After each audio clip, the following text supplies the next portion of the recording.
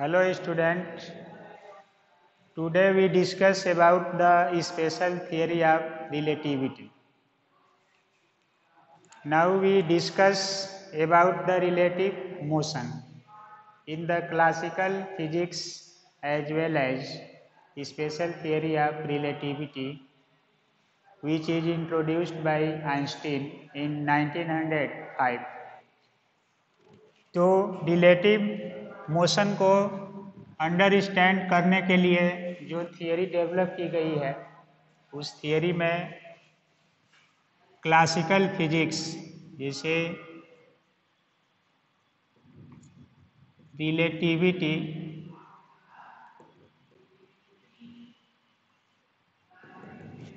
Relativity का meaning है study of properties of relative motion.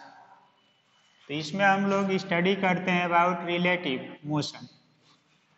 तो रिलेटिव मोशन का मीनिंग है ये होता है the study about relative motion is called relativity. Now, what is relative motion? We are familiar with it already. Two bodies. Any two bodies are relatively moved in the anywhere. Such motion is called relative motion, either in same direction or in opposite direction or at any angle. So such motions are called relative motion. And study of relative motion ही होता है relativity. तो relative motion को solve करने के लिए जो theory develop की गई है उसमें टू थियरीज ली गई है। So to develop the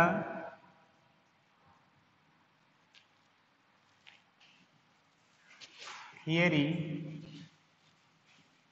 of relative motion,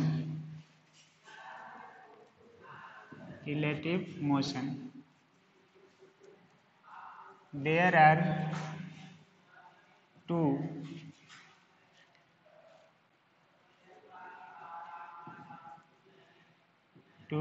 views। अब इसमें जैसे रिलेटिविटी है,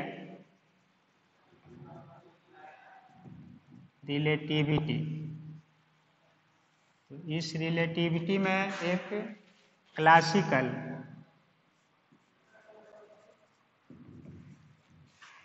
थियरी ऑफ रिलेटिविटी, सेकंड है मॉडर्न थियरी ऑफ रिलेटिविटी।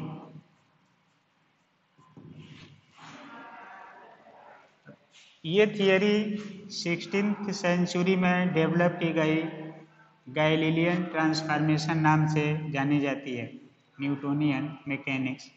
तो इसको कहते हैं गैलीलियन ट्रांसफॉर्मेशन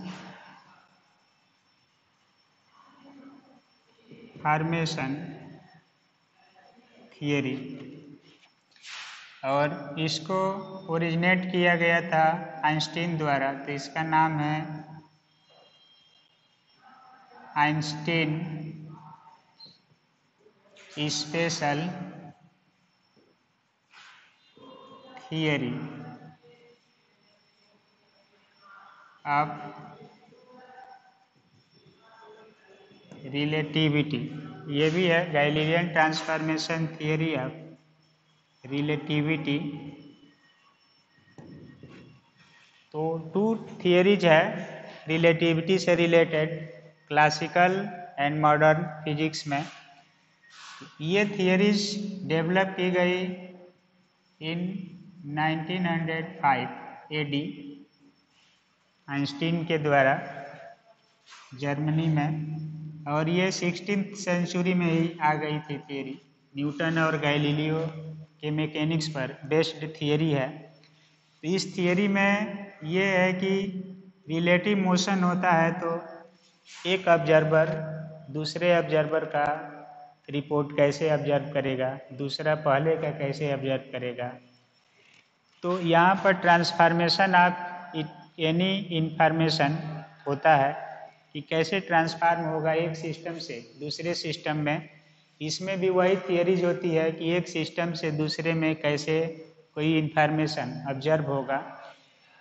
कोई ग्राउंड पर है, स्पेस में अगर कोई इवेंट्स होती है तो कैसे ऑब्जर्व होगी, अगर स्पेस में हो रहा है तो ग्राउंड पर कैसे होगा, ग्राउंड से अंदर ग्राउंड है तो कैसे होगा। तो कोई कहीं भी ऑब्जर्वेशन फाइंड करना है एक दूसरे के रिस्पेक्ट में, तो वहाँ पर साइंस एंड टेक्नोलॉजी में रिलेटिव मोशन का रोल है। जैसे रडार किसी चीज़ को ऑब्जर्व कर रहा है तो इनकमिंग है, आउटगोइंग है टू द ऑब्जर्वर, तो इसका रिपोर्ट आप रिलेटिवली लेते हैं, उसके लिए रिलेटिव मोशन यूज होती है।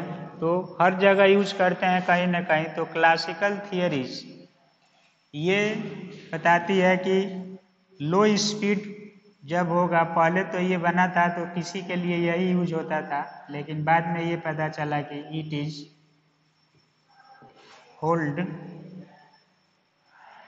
For low speed relative motion.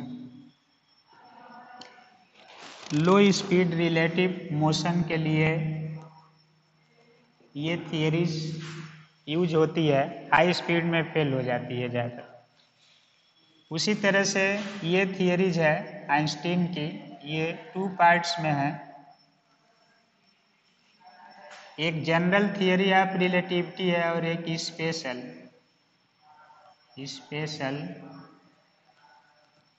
Theory of relativity, जो 1905 में यही इनिशियली ओरिजिनेट किया गया। दूसरा है जनरल थियरी ऑफ रिलेटिविटी,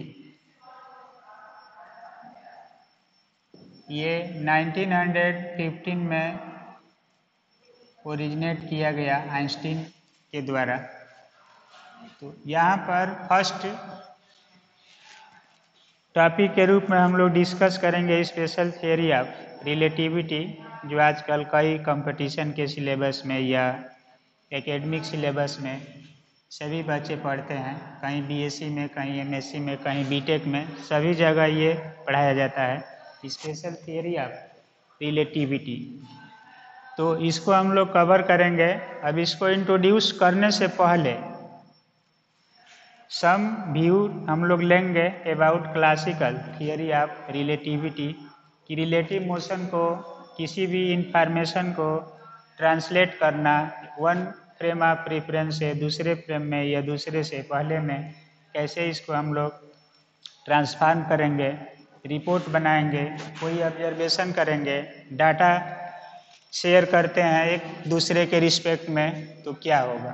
तो रिलेटिविटी का मीनिंग हो गया स्टडी अबाउट रिलेटिव मोशन, और रिलेटिविटी को सॉल्व करने के लिए, रिलेटिव मोशन को समझने के लिए 2 थियरीज इंट्रोड्यूस की गई है।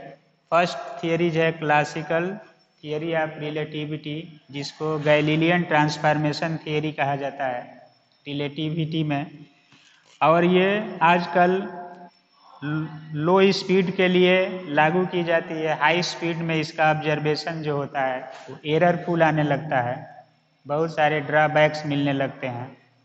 तो इस थियरी को इम्प्रूव किया गया आइंस्टीन की थियरी द्वारा, और आइंस्टीन की थियरी 2 पार्ट में है, एक स्पेशल थियरी ऑफ रिलेटिविटी और एक है जनरल थियरी ऑफ रिलेटिविटी। तो यहाँ पर स्पेशल थियरी ऑफ रिलेटिविटी को पढ़ते हैं। ये थियरीज इसके समझने के बाद समझी जाती है कि क्या है जनरल थियरी। इसमें कैसे रिलेटिव मोशन को ग्रेविटी की सहायता से एक्सप्लेन किया गया है जनरल थियरी में, इसमें सामान्य घटनाएं ली गई है। तो यहाँ पर रिलेटिव मोशन को समझने के लिए हम लोगों को law of motion, Newton's law of motion explain करते हैं। और न्यूटन्स लॉ ऑफ मोशन को होल्ड कराने के लिए फ्रेम ऑफ रिफरेंस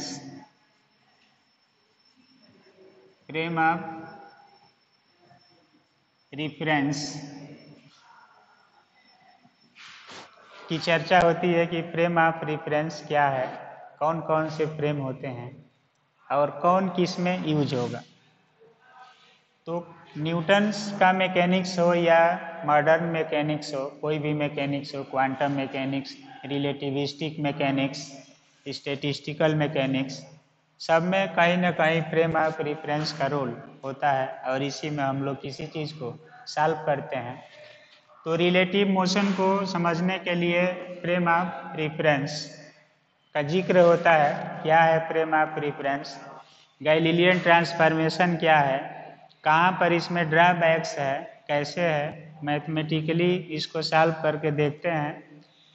और उसके बाद इसमें जो ड्रॉबैक्स है इसको हम लोग आइडेंटिफाई करते हैं, इसमें सॉल्व करते हैं, उसको रिमूव करते हैं और रियलाइजेशन करते हैं कि ये थियरीज कितनी सही है इसके कंपेयर में। तो special theory of relativity Galilean transformation के बाद फर्स्ट डेवलप थियरी है जो सक्सेस है और इसको परमिटेड थियरी के रूप में सभी लोग पढ़ते हैं। तो हम लोग भी कुछ इसके अबाउट पढ़ेंगे। तो इसको समझने के लिए थोड़ा सा डिस्कस करते हैं फ्रेम ऑफ रिफरेंस। तो फ्रेम ऑफ रिफरेंस से परिचित हैं हम लोग। इसके बारे में यही है कि किसी भी सिस्टम को, कोऑर्डिनेट सिस्टम को ही हम लोग कहते हैं फ्रेम ऑफ रिफरेंस। तो इसका मीनिंग होता है, एक्सप्लेन करते हैं इसको, देखिए। If we want to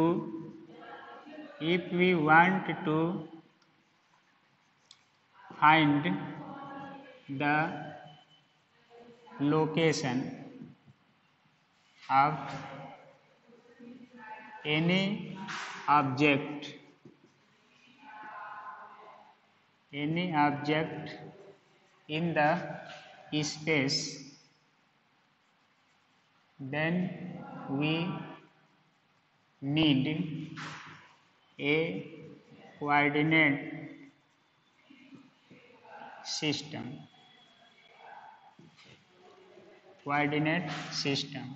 and such coordinate system is called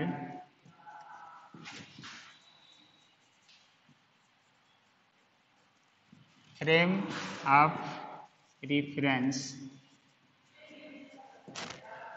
तो फ्रेम ऑफ रेफरेंस का मीनिंग है कोऑर्डिनेट सिस्टम। जैसे कोई बॉडी किस पोजीशन में है इसको हम लोग एज्यूम कर लेते हैं, ये इमेजिनरी होता है, इसका फिक्स लोकेशन नहीं है, कहीं भी हम लोग एज्यूम करते हैं। जैसे एक्स वाई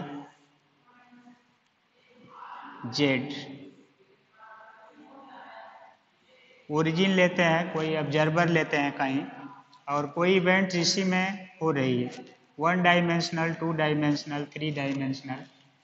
तो स्पेस इसी को कहते हैं। इस स्पेस में कोई भी इवेंट्स कहीं भी हो रही है तो उसको हम लोग एक ओरिजिन मानकर आइडेंटिफाई करते हैं।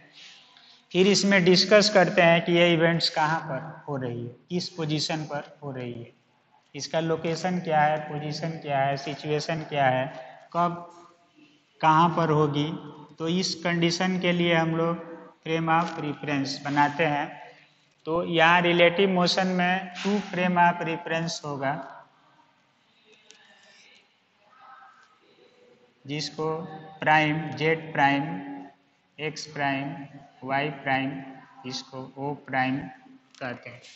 अगर रिलेटिव मोशन हो रही है तो दोनों में से कोई ना कोई मूव करेगा। अगर लीनियर मोशन हो रही है, किसी एंगल पर हो रही है, तो यहाँ लीनियर मोशन के बारे में हम लोग डिस्कस करेंगे फर्स्टली। तो ये सपोज कीजिए कि एक फ्रेम है और ये दूसरा फ्रेम है, मोशन में है कोई, ये v, यहाँ पर v की वैल्यू कुछ भी हो सकती है, यूनिफॉर्म नॉन यूनिफॉर्म। अगर यूनिफॉर्म होगा v तो इनर्शियल फ्रेम होगा, नॉन यूनिफॉर्म होगा तो नॉन इनर्शियल होगा।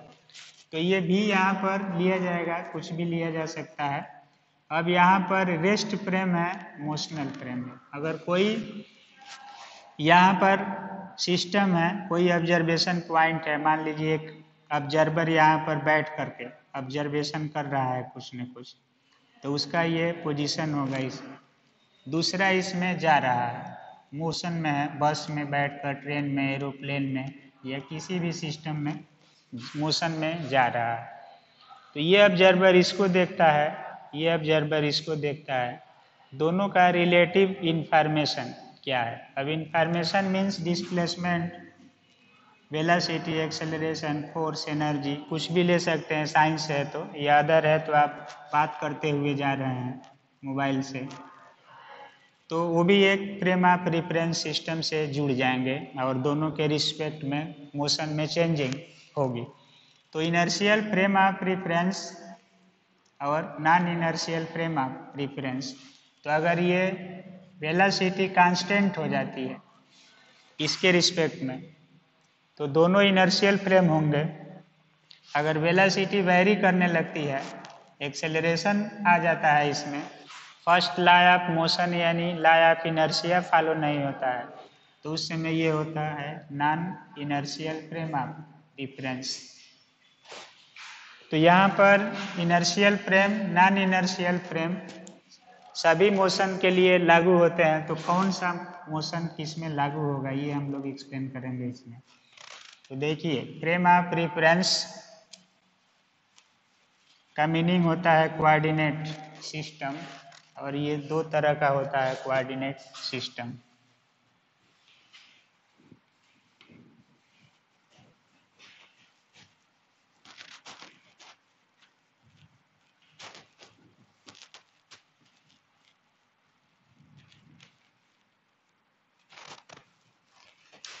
जैसे फ्रेम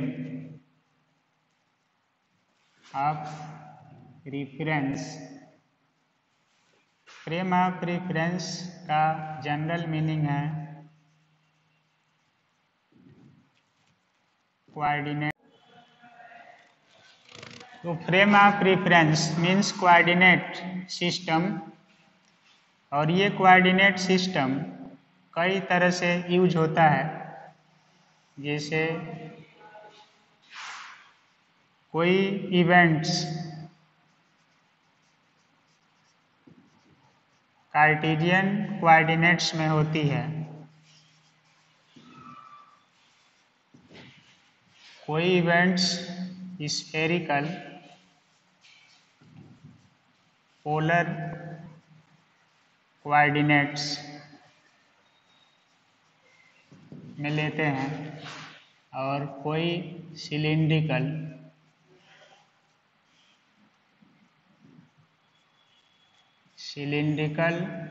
कोऑर्डिनेट्स लेते हैं।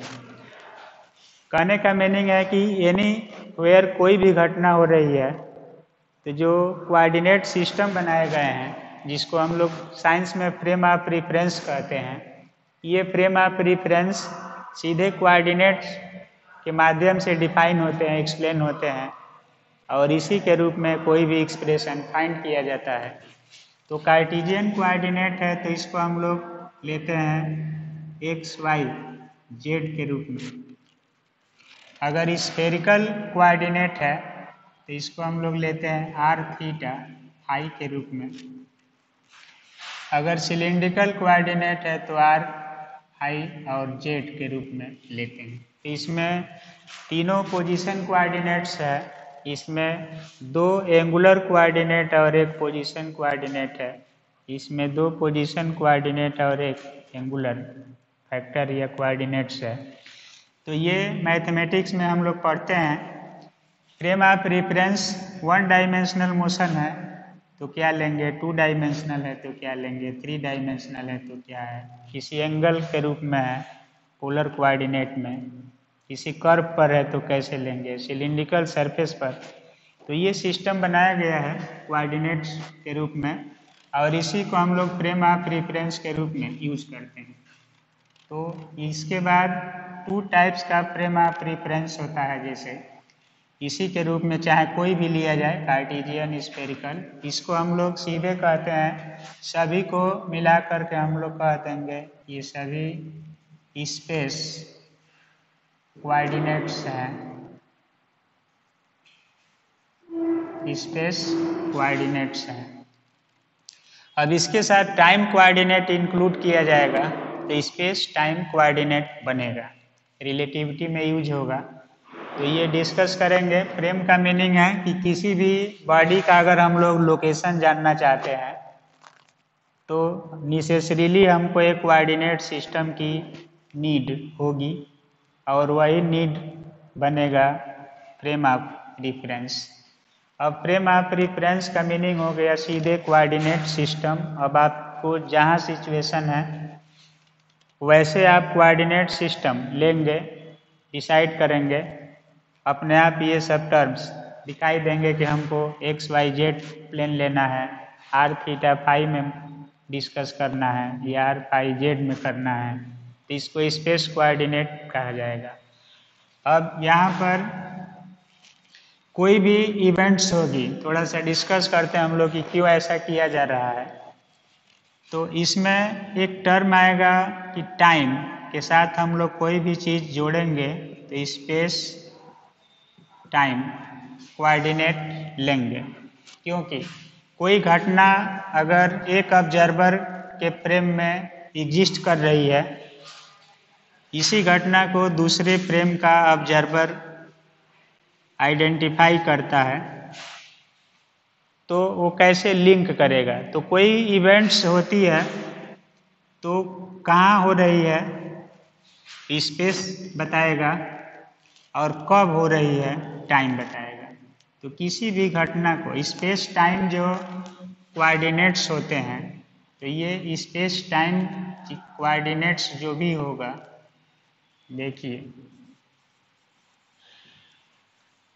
कोऑर्डिनेट्स ये सीधे डिस्कस करता है एक्स वाई जेड टी, और इसका मीनिंग है लैंग्वेज के रूप में स्पेस एंड टाइम कोऑर्डिनेट्स। इसका व्यवहारिक यूज है कि कहाँ कोई घटना कहाँ हो रही है और कब हो रही है। यही रिलेटिव मोशन में एग्जिस्ट किया जाता है, कराया जाता है और इसको ऑब्जर्व किया जाता है। तो कब होगी, कहाँ होगी, इसके जानकारी के लिए हमारा स्पेस टाइम कोऑर्डिनेट ही बताएगा एक्सप्रेशन के रूप में कि कब और कहाँ हो रही है। इस तरह ओरल कहा जाए तो कोऑर्डिनेट सिस्टम है कोई भी, उसको हम लोग फ्रेम ऑफ रेफरेंस कहते हैं। Without frame of reference we can not discuss about the motion और situation of body, either plane motion हो, रिलेटिव मोशन हो, कोई भी हो। तो इसे एक्स वाई जेड टाइम, इसको हम लोग कहते हैं टाइम स्पेस कोऑर्डिनेट या स्पेस टाइम कोऑर्डिनेट्स। अब इसका सीधे मीनिंग होगा रिलेटिविटी में इवेंट्स। इवेंट्स का मतलब है कि कहीं पर घटना हो रही है तो किस स्थान पर हो रही है, कब हो रही है। तो किसी भी घटना के होने का जो टाइमिंग है, स्पेस है, वो कहाँ है, कैसे है, इसको ऑब्जर्व करेंगे।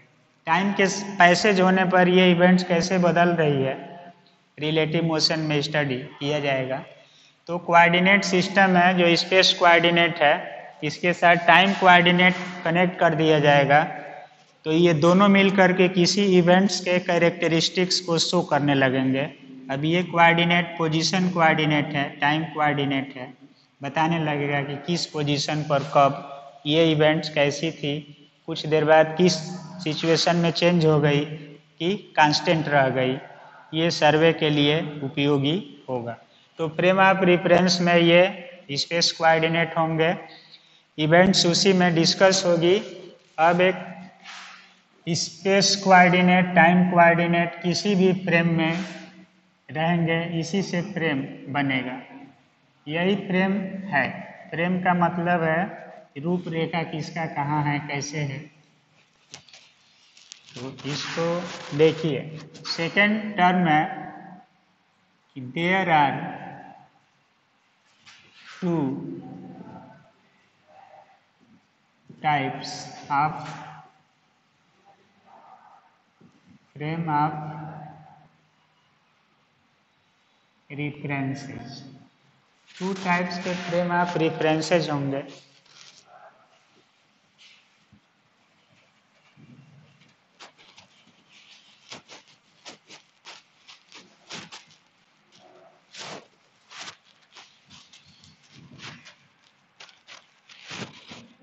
तो फर्स्ट जैसे फ्रेम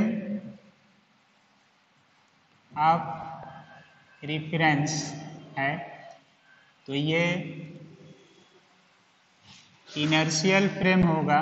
एक को कहते हैं इनर्शियल फ्रेम ऑफ रेफरेंस या इनर्शियल फ्रेम, और एक होगा non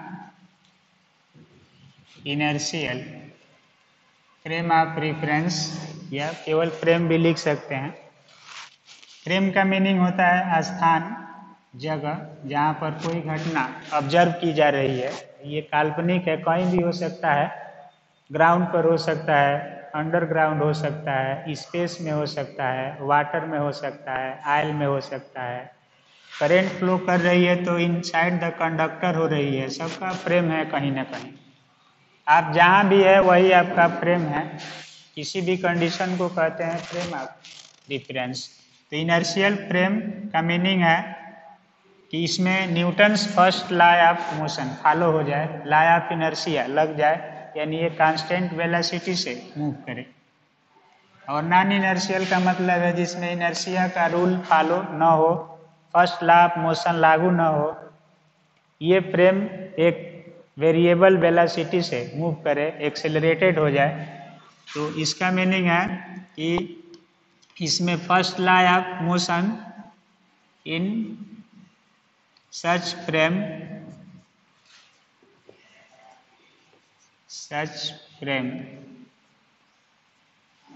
Newton's first law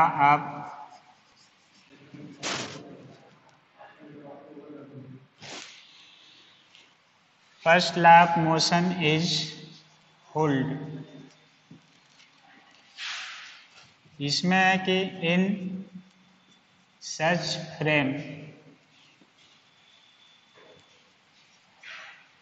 Newton's first law of motion is not hold.